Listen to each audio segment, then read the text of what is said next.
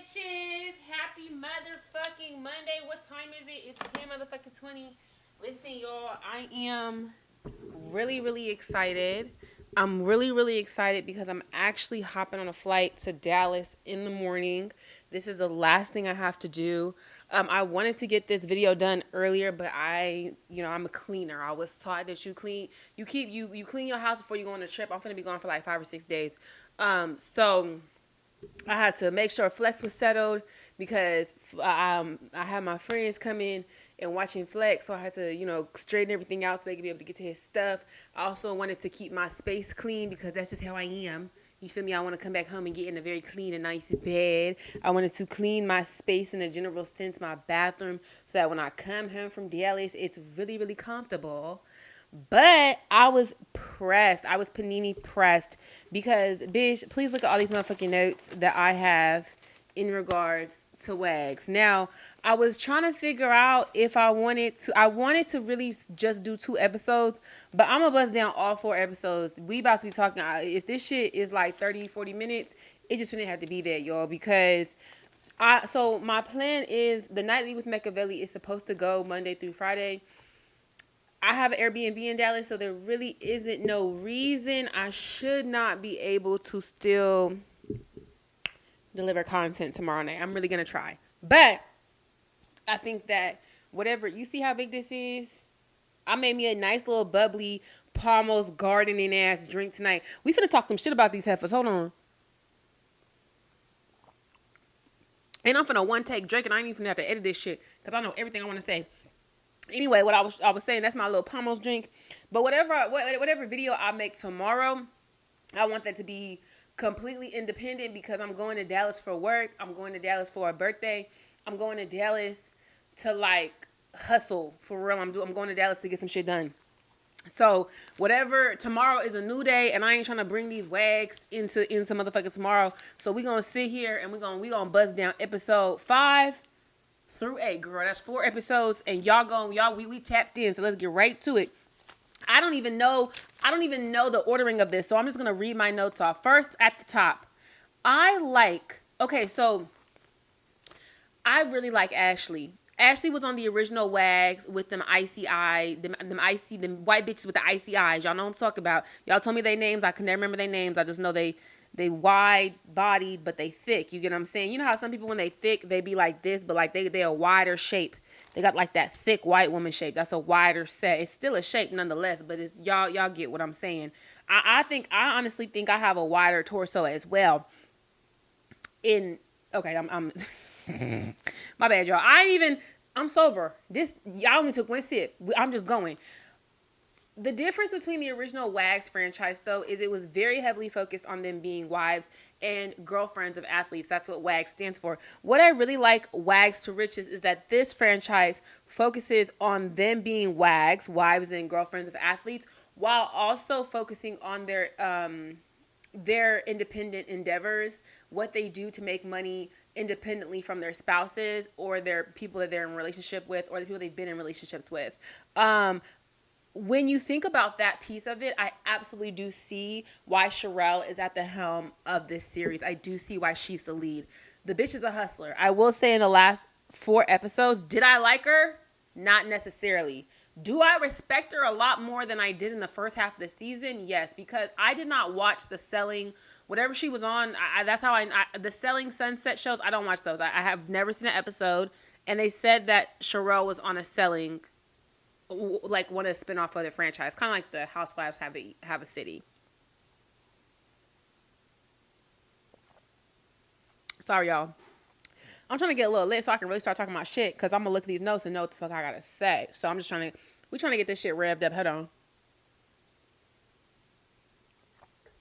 And Flex down there moving shit around. What I really did like about this series, I want to give it a compliment. The way that at the events, the husbands would be off in the cuts being like, look at our wives. Look at our successful, beautiful, fine, black-ass wives doing they motherfucking Dougie. That was really refreshing.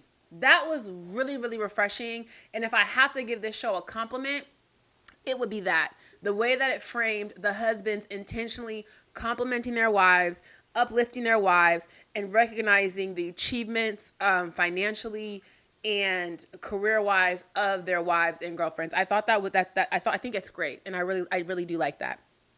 I honestly should get a pen. Flex! He done figured out how to move his ball around, and he always bumping and shit. Anyway, Alexis, come to the front, mama. I love you.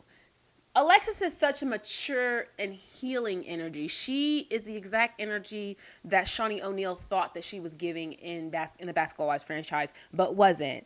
I really do like that she sat there and told MJ not to accept cheating. Whereas Sherelle and MJ's mom were like, it is what it is. You got to figure out what works. She was very clear, like, that's not something you should expect. And, I think that it's important that be said. Like, you can be realistic, and I'm not here to really I am here to insert my personal opinions, because that's what this is all about. You're here watching Nightllii with Meccavellii. But I understand why some women will say that men cheat. I do get it, but I do think it's important to understand that even if it's just a small percentage, not all men cheat, right? And if you're going into a situation thinking you're going to get cheated on, you might get cheated on. Do I think you should, but on the flip, because nuance, multiple things can be true at once, do I think you should be smart? Do I think you should let a nigga play in your face? Do I think that you should just throw all common sense out the window when he tell you some dumbass shit? No, I don't. And that'd be the other thing with the girlies who want to believe in their mans. Okay, but now you're being stupid. Now we're just being, let's not do that either. Oh, I do. You see, I got hella shit going on. Also, Alexis, she got Jules right. It's so interesting that the whole season, Alexis remained like this very calm character. But when it came to that black shit, girl, she was not fucking with Jules. And then what had me is when Alexis, when they was sitting at the bar and Jules had that stupid ass slick back, and Alexis was like, "Oh, is that what it's supposed to be giving?" I forgot exactly what she said, but she said something shady.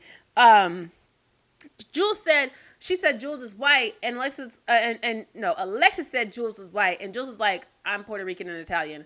First of all, bitch, those are ethnicities. Those are not races. Those are ethnicities, and I know you know that. Stop fucking playing. I can't. It's not time to cuss Jules out yet. Hold on. Okay. Ashley, I'm just bouncing around based on my notes. I just wanted to say, Ashley and Philip, if you ever possibly are looking for a third, my God, what a beautiful black ass couple. They are beautiful, gorgeous. What the fuck? It's literally like a Barbie and Philip's 40. I had to Google him. Ashley like 36 and Philip 40. They look great. They really look good. Like I love when I see attractive black people. Like, no funny shit. I love attractive black people, and I love attractive black couples. It's just like, exactly. Exactly. Okay, Sade, this is my thing. And did I make specific notes? So right now what I'm going off of is episode 5 and 6. I thought that I was going to like Sade. I really did. I did not care for her. Mostly because it gave you beefed up with the other girl, so you gonna link with Jules. Okay, you are going to become friends based on the fact that you'll have a common enemy. The gag here is, though, it's a culture vulture. It's yes, Jules. And you saying like, oh, I know yes, Jules isn't a culture vulture, when we're literally watching her do culture vulture ass shit. We're watching, we've seen the tweet of her use the N-word. We saw her on camera in 4K tell that girl, at least it's my real hair. Like, the microaggressions, the constant clear aggression that she experiences when she is even approached or critiqued by black women. I feel like that's all, she does that all in plain sight and in 4K and in public. So you siding with her because you're beefed up with the other girls, like, that's one thing, but you don't have no scruples, And it just, I guess you're a black woman at the end of the day, and you just look goofy. I just look goofy, okay? But congratulations on the baby. And when I went back, when Sade revealed she was pregnant, I don't know if anyone else caught it. Portia was like, Sade's probably pregnant, but she's not going to tell us. And she was right on the money. Leading into, speaking of Portia, I thought I wasn't gonna like Portia either. I liked her a lot. Like, I thought she was really gonna be Sherelle's lapdog, and I ended up really liking her. I think she didn't have a lot of drama this season, but her storylines were important. I love that she talked about being realistic. Like when her and Keita were sitting there and Keita was like, "Oh, I'm relatable." And she was like, "Girl, no, you're not. Your man is on top of the world. Like, he's the best player. Like, you got to be realistic about these things." Her being honest about being scared to be pregnant and not being included in things. I said in my last video how she was made bad bitch, good mom, or good mom, bad bitch, because women should be able to express their feelings in regards to raising children, in regards to being a wife, without being told that they're complaining, without being made to feel like this isn't something that they should be feeling. And when her and her husband were talking about the fight with Jules, they were very plain, like in terms of, we're black, so the rules are, and we're in Florida, and the rules are different for us. I liked Portia. I think that I did see a lot of critiques saying, "Oh, she's boring," but I think that her role this season was really important. She helped move. She added a lot of nuance and realness to the storylines that I don't think would have been there had she not been a cast member. Okay, who are we on to next? Stoney! Oh, what Alexis had told Jules with the wet rain, wet and wavy look, she said it works. I knew I had wrote it down here somewhere. Stoney was another person who I'm like, okay, that's not what I exactly thought. I thought I was gonna like Stoney, and I do. I was side-eyeing Stoney, and by the end of the season, I don't know. I don't think I'm side-eyeing Stoney. Well, yes, I am side-eyeing Stoney as much as I am Sade. I don't care for Sade. I still like Stoney, if that makes sense. But Stoney's actions are going to make me put her in the same category with Sade for me personally, even though I do like her. The first thing that I wanted to say is, oh, she looked a mess at glamping, but I live in the South, so I get it. It was a gaudy look. That's a very specific look. But at glamping specifically, this is kind of what turned me off from Stoney.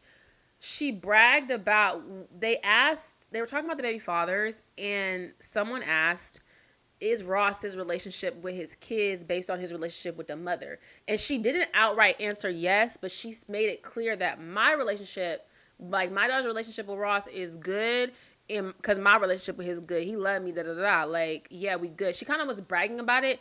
And if you know, around the time that this was filmed, this was also when Tia and Ross were funking, and when he did not go to his son's graduation because he was funking with Tia. That was not right.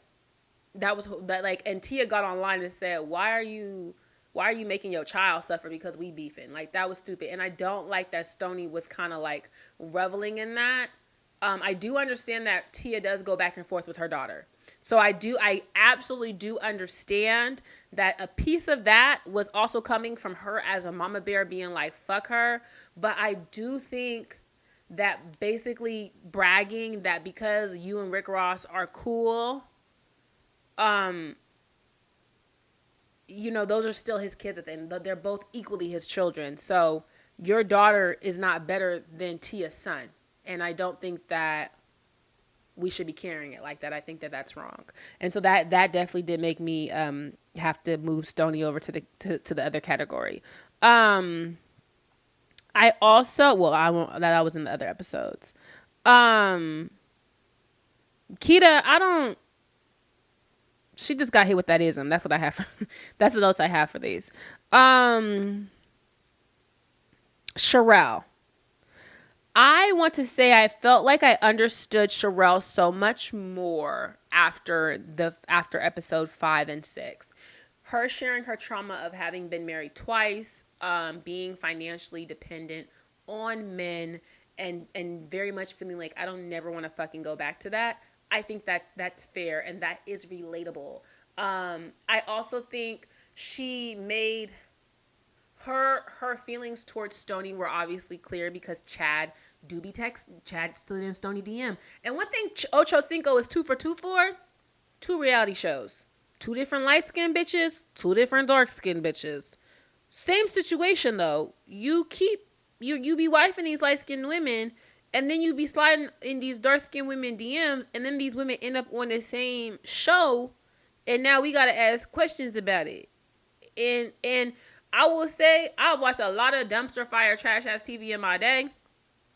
And a very common storyline is like, I'm fucking with this man, and then you gonna bring in a woman that my man has either fucked, tried to fuck, or going to fuck, or wants to fuck.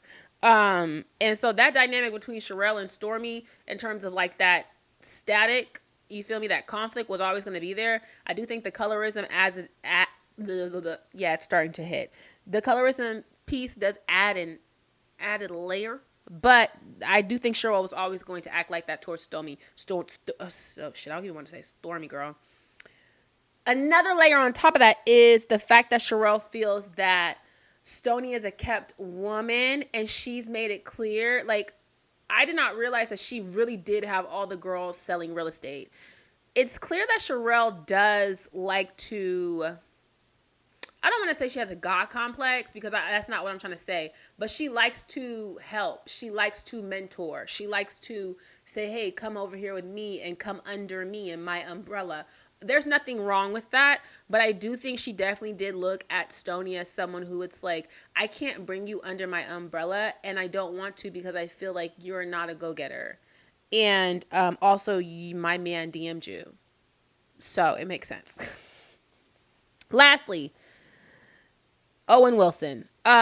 Jules, I do not think they should have had that sit down at Ashley's veterans party. I really don't think. I'm not gonna say I cared about the optics, but I don't think the conversation was productive. Jules is in the wrong, so it's not a matter of like all these black women standing around Jules acting, like they're the aggressors. But Jules was the aggressor, and she was trying to get crunk. I do think that if they had all possibly maybe been seated at a dinner, and not like the club, like maybe if they were actually seated at a dinner, that would have been a better place to have that type of conversation. Because it's a controlled environment. If you think back to Portia's Mother's Day party, even though they was going back and forth, it's a controlled environment. I can raise my hand, but I can't really go for you. I have to make so much effort to reach over the table and pop you. Whereas if we're all standing in very close proximity, it gets weird very quickly. And I just feel like that was a situation where, again, thinking about Jules as herself is a very volatile and violent person. And then looking at the optics of it, it's like, no, I think this should have been a sit down. I do think this should have been a sit down. I'm sorry. I did want to say that another thing I like about Sherelle. Did I get all my notes on this page? Okay, this is the last one. I did like that she's trying to bring home affordable, keyword affordable homeownership to black people in Florida. I like how driven she is.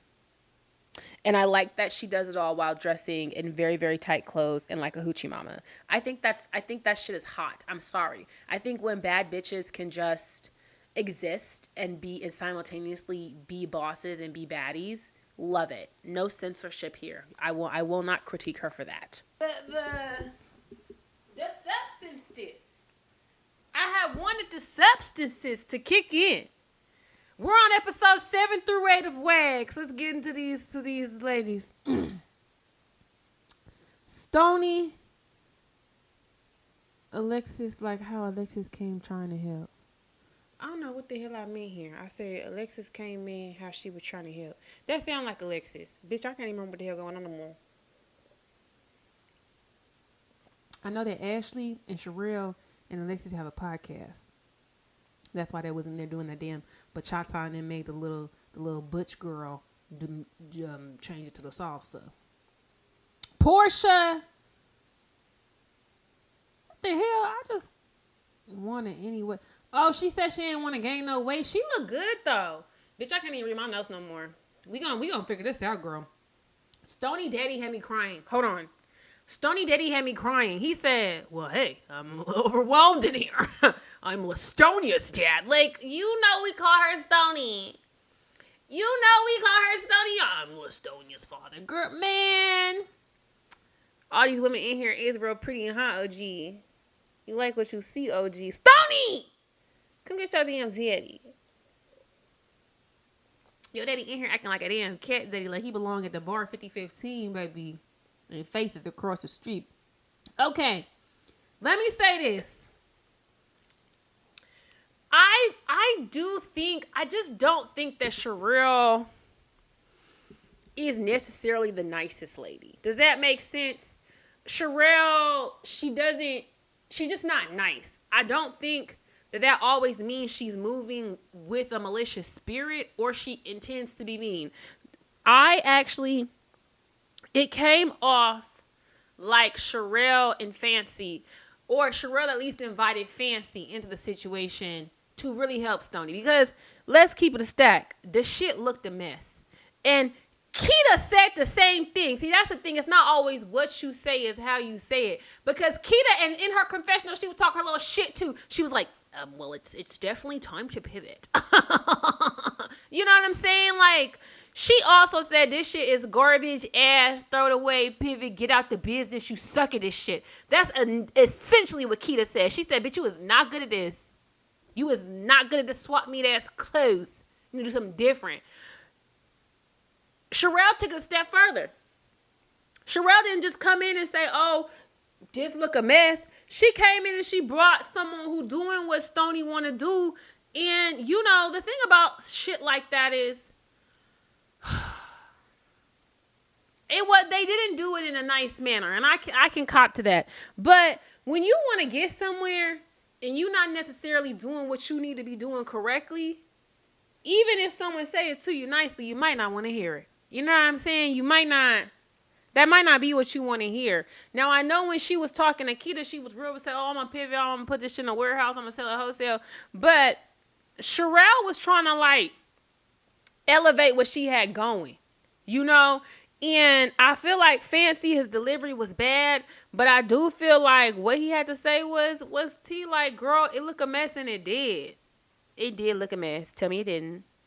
The display, like how he said it, he said it don't matter what you got if it's not interesting to look at. That's real. And that is like some shit that applies across life.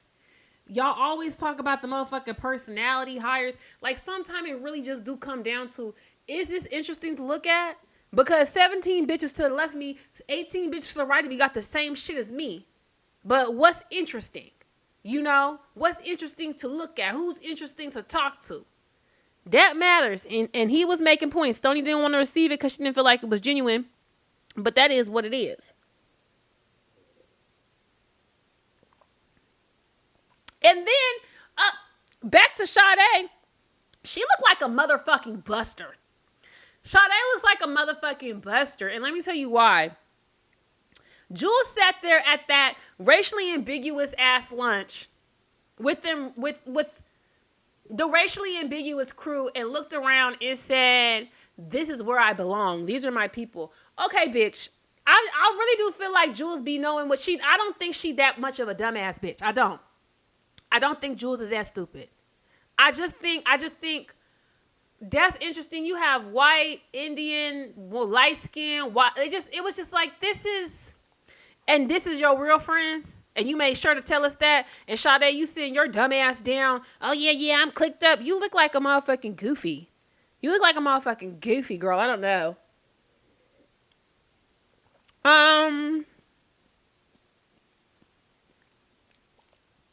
Why the bitch bring Ryan Garcia? And Alexis made a good point. Don't he be saying nigga? Don't he be doing drugs? You brought cracked out ass Ryan Garcia to that family event. To them nice black people's family picnic beach day. And you brought a whole motherfucking entourage. Like, Jules is a weird ass bitch. I don't give a fuck. She's weird. And I understand that they got her on there for the views. And, you know, it's conversation and we talking about it. But I just don't think she should be given, like, airtime. Not on a show like this. How about you go hang out with some Spanish people? You know what I'm saying? Some people, some Italians, some Puerto Ricans. You know what I'm saying? Like, why are you in this space? You know? Yeah. Did I have anything else? No, that was pretty much it. I'm trying to pull from what I got to say. That's pretty much all I got to say. I did like how MJ, when Stoney started talking about Chad and Sherelle being swingers or whatever, she said, girl, that's my motherfucking boss. MJ not stupid, and I do appreciate that. And I like that by the end of the season, she had left Kodak. After Alexis, a real one said, girl, please be fucking for real. I'm not saying she left because of Alexis, but I'm saying, like, after watching a couple women, her mama and Sherelle be like, yeah, men gonna cheat, X, Y. And speaking of men gonna cheat, Keita, I thought initially, like, what was the purpose of, I understand the purpose of Keita. She didn't give us much. She didn't. But she was there to play a role. Tyreek is one of the biggest players in the NFL right now. He also has a salacious, scandalous personal life, having 11 kids. He recently got married to Keita. He had 3 bitches pregnant, and then Keita got pregnant. Like, it was a lot of drama, in addition to being at the very top of the game right now. If nothing else, seeing Tyreek get arrested and pushed down by 3 police officers should let y'all know it don't matter who you are still a nigga. Hello. The fact that they called and he was able to play lets me know that then white people looked at him and said, oh my God, we didn't know we had a famous nigga. Like, that shit is so sobering. Every single, like, and it's especially like where we're at right now with the Trump administration, DEI rollbacks, boycotting Target. Like, seeing that was just like, yeah, I'm not gonna hold you. I'm really finna be about me and my people. Fuck y'all. Literally, fuck y'all. Y'all got one of the richest niggas out here, and he in a rich ass, I know he was in an expensive ass car on his way to the game. What you mean? I know when he showed you his motherfucking ID, it said his name. Stop fucking playing with me. Why does it take 3 police officers to push this nigga down? Are y'all stupid? No, you're not. You're just racist. Anyway, between that and Keita's mama really being the grande dame, the Karen Huger of Central Texas. The way, first of all, the blue context was, she thought she was them icy-eyed bitches from the first WAGS. Keita mama, I said, Central Texas Karen Huger, girl, take them damn contacts out. Please, that's stressing me the fuck out. Secondly, with the way she stayed on Keita's neck that whole scene, and that dress Keita had on was very cute, by the way. She said, girl, don't breastfeed your titties gonna get saggy. Tyreek gonna cheat on you. You not cutting that butter motherfucking correctly. Let me do it. You need to listen to me, and I'm praying for you. That was the most Central Texas type energy. What you mean? My teeth finna get saggy and always believe in Jesus. I mean, when you say it like that, you do gotta. Because one thing is undeniable, I'm believing Jesus, and I'm an age, so my teeth might get saggy. Is she on to something? She on to something. Cheers. All right, y'all. Hopefully I see you tomorrow. And hopefully we get a WAGS reunion, because that's definitely something I want to get into. Don't forget to like, comment, subscribe to this video. Leave me a comment. I'm really going to try and make a little video tomorrow when I'm in Dallas, but we'll see. And I'll get up with y'all when I get up with y'all. I'm not going to promise tomorrow, but it's most likely going to be tomorrow.